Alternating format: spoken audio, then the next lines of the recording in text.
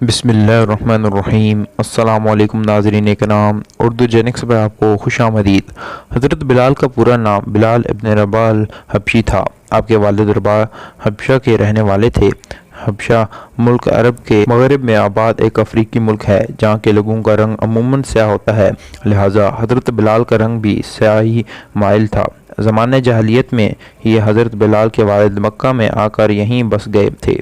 حضرت بلال کے والد حبشہ کے غلاموں میں سے تھے، لہٰذا حضرت بلال پیدائشی طور پر مکہ کے ایک قبیلے کے غلام تھے۔ حضرت بلال امیہ ابن خلف کے غلام تھے اور بکریاں چراتے تھے۔ حسب معمول جب ایک دن بکریاں چرا رہے تھے، وہاں ایک آواز آئی، اے چرواہے، کیا تمہارے پاس دودھ ہے؟ یہ آواز دینے والے حضرت محمد صلی اللہ علیہ وآلہ وسلم تھے، جو اپنے سفر کے رفیق حضرت ابو بکر صدیق رضی اللہ تعالیٰ عنہم کے ساتھ غار حرا میں موجود تھے۔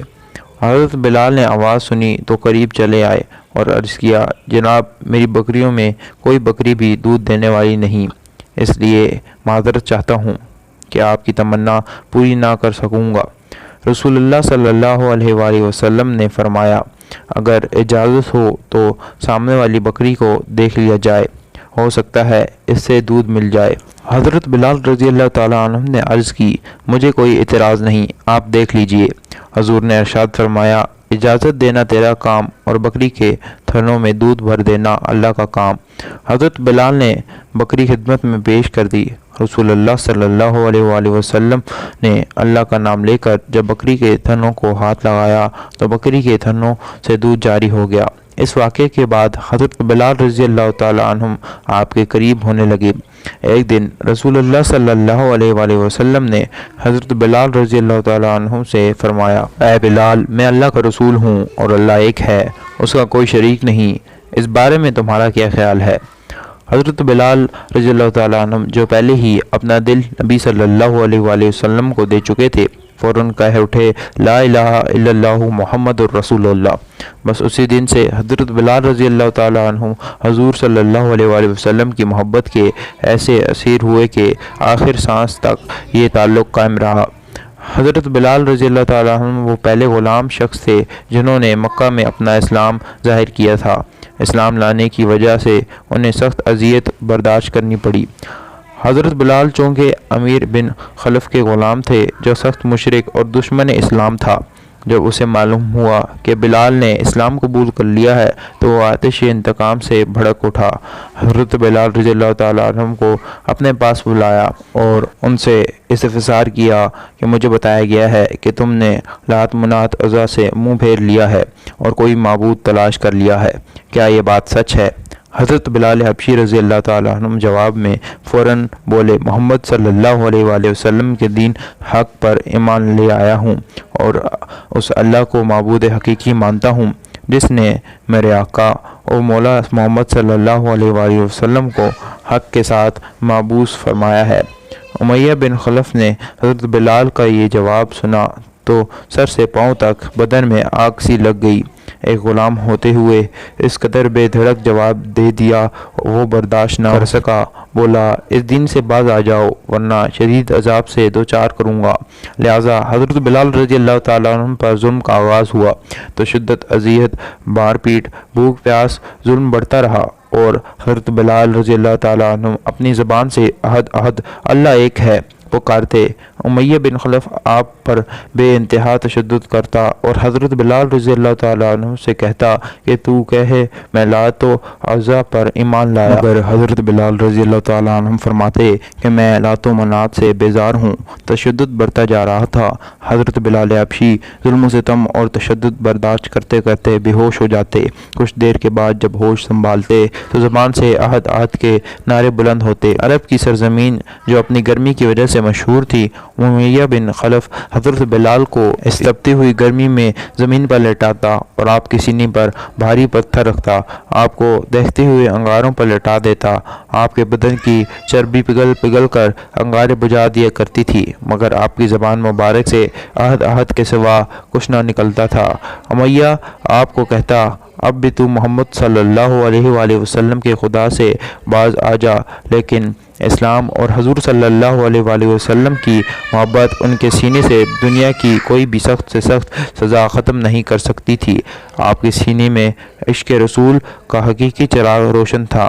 امیہ نے طیش میں آ کر ان کے گلے میں رسی ڈال دی اور انہیں مکہ کے شریر لڑکوں کے حوالے کر دیا۔ وہ بدبخت لڑکے آپ کو مکہ کے وادی میں گھسیٹتے پھرتے تھے اور تپتی ہوئی انگارہ ریت پر اوندھے منہ ڈال دیتے تھے اور آپ پر پتھروں کا ڈھیر لگا دیتے۔ یہ ظلم و ستم کا سلسلہ کافی عرصہ یوں ہی چلتا رہا۔ حضرت ابوبکر صدیق رضی اللہ تعالیٰ عنہ روز یہ تماشا دیکھتے اور افسوس کرتے۔ آخرکار ان سے رہا نہ گیا تو وہ امیہ کے پاس گئے اور اس سے کہا کہ اس بیگانہ اور بے کس غلام پر اتنا ظلم و ستم مت کرو۔ اگر وہ ایک خدا کی عبادت کرتا ہے تو اس میں تمہارا کیا نقصان ہے، اور اگر تم اس کے ساتھ احسان کرو گے تو وہ احسان آخرت میں تمہارے کام آئے گا۔ امیہ نے حقارت سے کہا کہ میں تمہارے خیالی یوم آخرت کا قائل نہیں، جو میرے جی میں آئے گا میں وہی کروں گا۔ حضرت ابوبکر صدیق رضی اللہ تعالیٰ عنہ نے اس کو پھر تحمل سے سمجھایا کہ تم طاقتور ہو، اس مجبور غلام پر ظلم کرنا تمہارے شان نشان نہیں ہے۔ امیہ نے جواب دیا کہ تم اس کالے غلام کے اگر اتنے ہی ہمدرد ہو تو اس کو خرید کیوں نہیں لیتے؟ لہذا حضرت ابوبکر صدیق رضی اللہ تعالیٰ عنہ اس پر راضی ہو گئے اور آپ کو آزاد کروا دیا۔ حضرت ابوبکر صدیق رضی اللہ تعالیٰ عنہ نے اعلان کر دیا کہ بلال اب آزاد ہے اور دنیا اور آخرت میں میرا بھائی ہے۔ جب حضور صلی اللہ علیہ وآلہ وسلم کو حضرت بلال رضی اللہ تعالیٰ عنہ کے آزاد ہونے کی خبر ملی تو آپ بہت ہی خوش ہوئے اور حضرت ابوبکر صدیق رضی اللہ تعالیٰ عنہ سے فرمایا کہ مجھے بھی اس میں شریک کر لو۔ اس پر حضرت ابوبکر صدیق رضی اللہ تعالیٰ عنہ نے عرض کی، یا رسول اللہ، میں تو بلال کو آزاد کروا چکا ہوں۔ حضرت بلال رضی اللہ تعالیٰ عنہ اپنا زیادہ وقت نبی صلی اللہ علیہ وآلہ وسلم کے بارگاہ اقدس میں گزارتے تھے اور ان سے قرآن مجید کی تعلیم حاصل کرتے، حکمت و دانائی کی باتیں سیکھتے اور دین حق کو زیادہ سے زیادہ پھیلانے کی کوشش کرتے۔ جب ہجرت کا حکم آیا تو حضرت بلال نے بھی ہجرت کی اور مکہ سے مدینہ منورہ جہاں پہنچے۔ جب مدینہ میں مسجد نبوی کی تعمیر ہوئی تو حضرت بلال نے سب سے پہلے اذان دی اور اسلام کے سب سے پہلے مؤذن کا اعزاز بھی حاصل کیا۔ حضرت بلال کی آواز نہایت ہی بلند و بالا اور دلکش تھی۔ ان کی ایک صدا توحید کے متولیوں تک پہنچتی۔ مرد اپنا کاروبار، بچے کھیل کود چھوڑ کر مسجد میں جمع ہو جاتے۔ نبی صلی اللہ علیہ وآلہ وسلم کی وفات کے بعد آپ شام کے شہر چلے گئے۔ کہتے تھے کہ اب مدینہ میں دل نہیں لگتا۔ حضرت بلال نے ایک رات خواب میں نبی صلی اللہ علیہ وآلہ وسلم کی زیارت کی۔ آپ نے فرمایا، بلال، ایسی بھی کیا بے رخی ہے، ہم سے ملنے کیوں نہیں آتے؟ صبح ہوتی ہی آپ مدینہ کی جانب روانہ ہو گئے۔ جیسے ہی حضرت بلال کی اٹھنی مدینہ شریف میں داخل ہوئی، شہر بھر میں شور مچ گیا کہ عاشق رسول آ گئے۔ سیدھے قبر رسول پر گئے، لپٹ کر زاروں کو تار روئے اور کہنے لگے، یا رسول اللہ، میں حاضر ہوں۔ نماز کا وقت ہوا تو صحابہ نے اصرار کیا کہ آپ اذان دیں تو آپ نے منع کر دیا۔ آخرکار امام حسن اور حسین علیہ السلام کے اصرار پر راضی ہوئے اور اذان شروع کی۔ حضرت بلال نے اللہ اکبر کہا تو مدینہ شریف میں احترام مچ گیا۔ لوگ گلیوں سے روتے ہوئے مسجد نبوی کی جانب چلنے لگے۔